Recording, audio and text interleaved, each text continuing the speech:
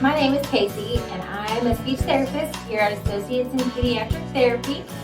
And I have some quick tips and tricks for getting materials ready at home for your child's upcoming teletherapy session.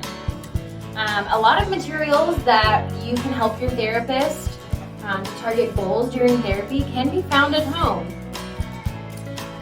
When you are able to utilize materials that you have at home, it helps promote the learning of those skills long after the session has ended. If you are working on answering WH questions with your child's favorite book during speech therapy, after the session is over and you read that book that night, the child is working on those goals again during the bedtime story.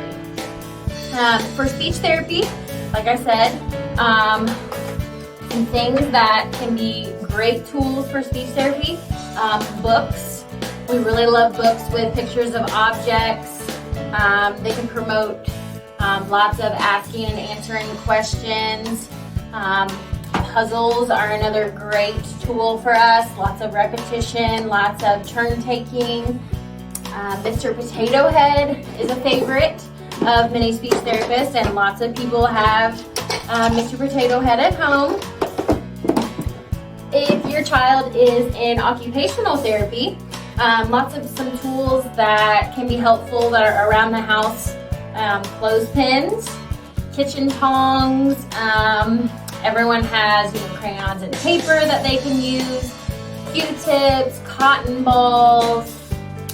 We can do different cups for stacking, for daily routine work with those gross and fine motor skills.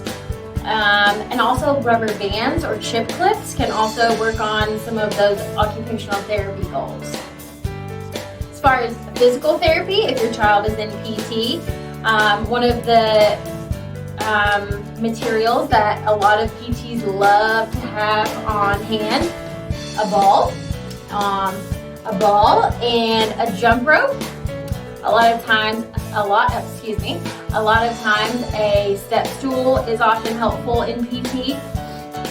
Just remember that there are never any wrong materials. If a session doesn't go well, you can always discuss afterwards with your therapist and come up with a plan for the next session.